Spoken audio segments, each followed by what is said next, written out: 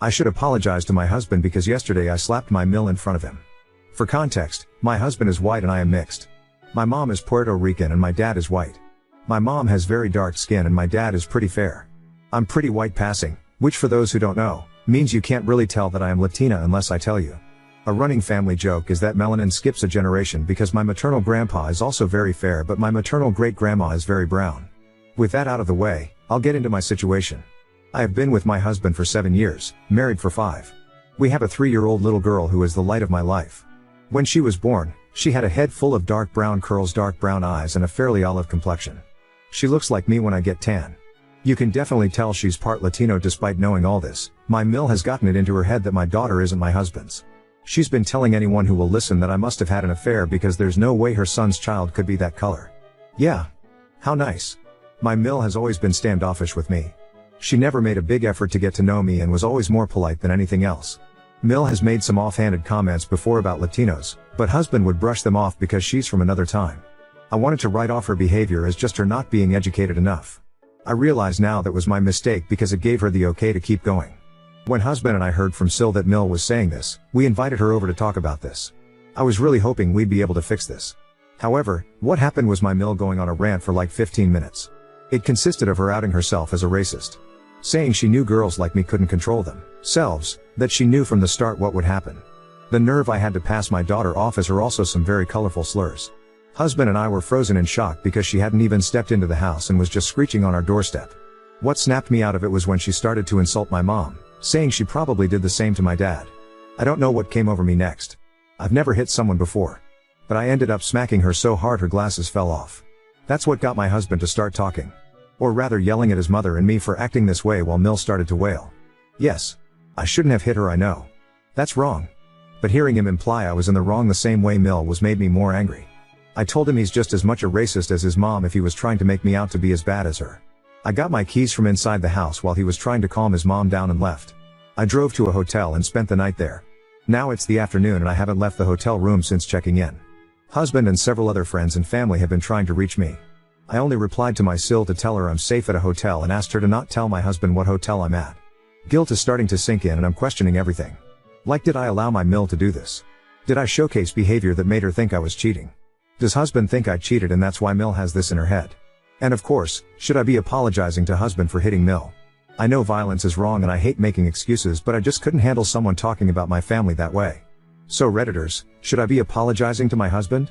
How do we get through this? Any and all advice is appreciated. Edit, no. My daughter was not at the house. We sent her to have a weekend sleepover with my sister's family. I'll be picking her up tomorrow afternoon. Edit 2, I have posted an update you can find on my page UPD, 81. I spent quite a bit reflecting and was able to get an emergency meeting with my therapist this morning.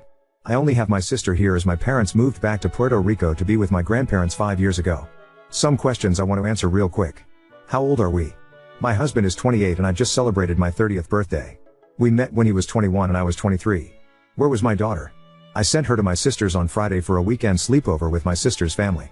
I picked her up Monday afternoon and we had a little mommy-daughter time going to her favorite place, Costco. Yes, my 3-year-old loves Costco. We got home around 7 after we had dinner. My husband was waiting and I told him we'd talk after kiddo went to bed. When she was for certain asleep, we sat and had a long conversation not just about the fight and his mother, but also race and culture. I saw how my family was treated based on skin color, and while my husband understands racism, he admitted to never really grasping the complexities, especially colorism. A lot of you jumped to me taking my daughter and leaving or telling me he'd leave me. Sorry to disappoint, but no, we're not getting a divorce or anything of the sort. He apologized to me for not standing up for me before and then, acknowledging he didn't want to think of his mother in a racist light. I also apologized for hitting her because in the end, no, it doesn't help us. He did forgive me and said if it wasn't his mom saying it, he'd probably slap them too. We will be going to a marriage counselor, we decided, hoping to find one that specializes in interracial marriage. Our daughter is going to face challenges in the future because of her race. It's sad to say, but unfortunately racism is still alive and we want to know how to protect her and uplift her so she does not feel ashamed of her heritage. We've made the decision to go NC with her and any people who try to bridge communication between you and her. She will have no contact with my daughter unless it's years down the road and she shows significant changes in her behavior. My husband will be driving to her house tomorrow to inform her of our decision. I'd consider a paternity test and DNA test, but only if Mill pays. I don't want to entertain this on my own dime. We've also decided to not make any public post regarding this. If people want to believe her story, that is on them, not us. My husband knows our baby is his. The irony is she looks more like him than me. Her curls are even from him. I do hope this is my last update. If anything else happens, I might come back. Thank you again to everyone who gave valuable advice. I am sad my daughter won't have a grandmother in the States, but it's more reason for us to plan trips to PR. Update 2. For those of you saying I should be arrested for slapping my mill, I hate to disappoint, but she is not pressing charges. This is all thanks to my husband who said he'd expose my Phil's various affairs. Yes, it turns out that my Phil cheated numerous times on my mill until his death 2 years ago. According to hubby, he was paying for actual favors even on his deathbed. This is deeply disturbing because Phil and Mill appeared to have a loving marriage. Apparently, that was just for show. I can't even begin to imagine how hubby is feeling. We talked about it and he said it's something he felt deep shame for keeping from me, but also shame because his parents' marriage wasn't at all what they pretended it was. Husband and I are still looking for a couples therapist who specializes in interracial marriage. Husband is also looking for a therapist of his own after the conversation with Mill opened his eyes to a lot of other traumas and issues he feels haven't been properly worked through. I'm so proud of him for taking these steps. Now on to how the conversation on Wednesday went, which is of course why I made this update to continue to vent. As I said in my first update, husband, D went over to Mill's house to inform her that her behavior is unacceptable and will be going NC for the foreseeable future.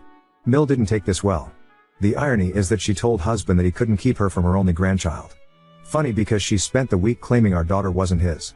She threw some colorful insults at me, claiming he was never like this before he met me and that this was all my idea to hide my apparent affair. In response, husband said if she's so certain that I'm cheating and that our daughter isn't his, she can pay for a paternity test and a pie to find my affair partner. You know, AP that doesn't exist. Husband says Mill's face turned a comical shade of red and he swears there was steam coming from her ears. This is when Mill said she'd press charges and husband said he'd just tell everyone about Phil's serial cheating. Mill apparently burst into tears then, got down on her knees, wailing he couldn't leave her. Hubby just pushed her off and left. I had already blocked her number so she can't contact me, but she blew up husband's phone till he came home and he blocked her. Husband is going to be sending her an email reiterating what he said about NC, and until she proves she's gotten help, understands she was wrong, and apologizes, she won't be seeing any of us. Both of husband's sisters called us to get the scoop and agreed to set the record straight with anyone who tries to get a hold of us for Mill or tries to echo her conspiracy theories. Anyone who wants to back her up can crowdfund for a paternity test and pie. We've spent too long building up our finances to waste them on the ravings of a mad woman. Husband and I did read comments on the posts. I did tell him about it and show him, and we both thank you for the support and helpful comments. Husband has a special message for those doubting me and saying I should get arrested. Get fucked, incel. I love this man so much and I'm so lucky to call him my husband and the father of my little girl. We'll be celebrating Mill being out of our lives by taking our daughter out to Texas Roadhouse, eating an ungodly amount of rolls, and seeing Despicable Me 4. Wishing everyone love and thank you again for all the support. Edit. I forgot to add this too, but she also threatened grandparents' rights on the grounds that I endangered my daughter by taking the medication I use for my autoimmune disease during pregnancy. We doubt she'll actually go forward with that, but we will consult a lawyer regardless. Now on to his next story. Husband wanted an open marriage, but now he's jealous and wants to close it, and I'm realizing that I don't love him anymore. My husband, Leo, 34 male, and I, 30F, have been together for 7 years, married for 4 of them. We don't have any kids and we don't intend to. 2 years ago, Leo asked me for an open marriage. I was devastated at the time. I couldn't understand why he didn't just want me. I couldn't even comprehend the idea of sharing him either. He gave me the same song and dance a lot of men give their spouses, swore up and down that he loved me. I just wasn't fulfilling his needs. He needed more than what I could give. It was just to spice up our life. It was just sex, etc., etc. I did ask if there was someone else. He said no. To this day, I'm still not sure if I believed him. But at the time, I was angry and hurt and said no. He pestered me to change my mind for a week before giving me an ultimatum: open marriage or divorce. I chose the open marriage.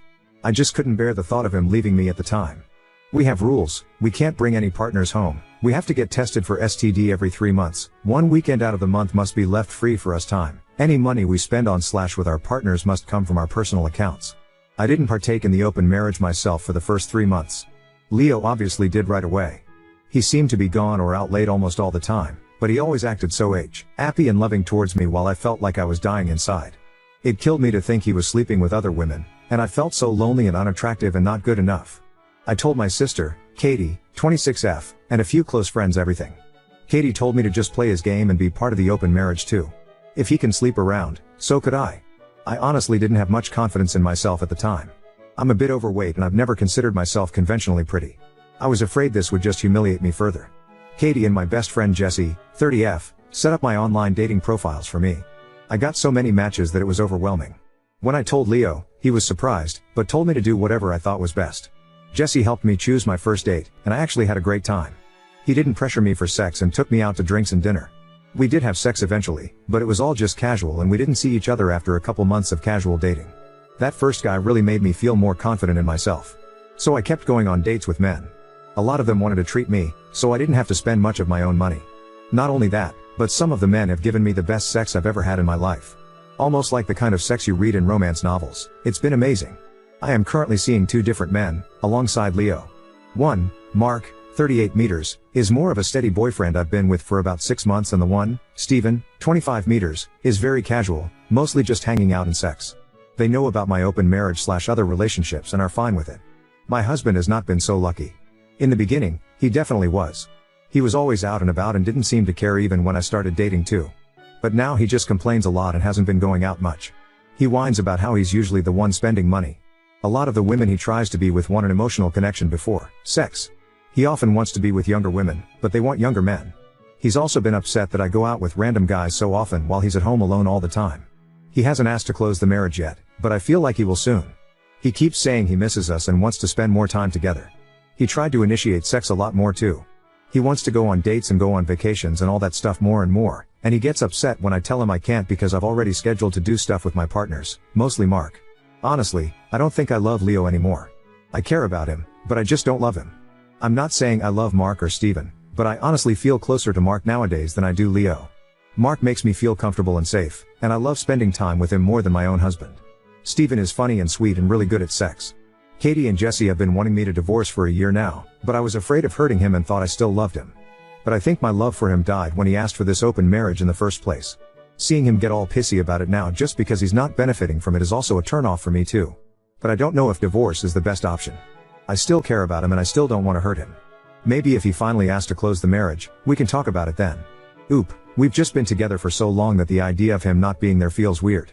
Which sounds stupid since I have 2 other partners, so it's not like I'll be lonely. But Leo was a part of my life for so long that for him to not be there just doesn't feel right. But you're probably right.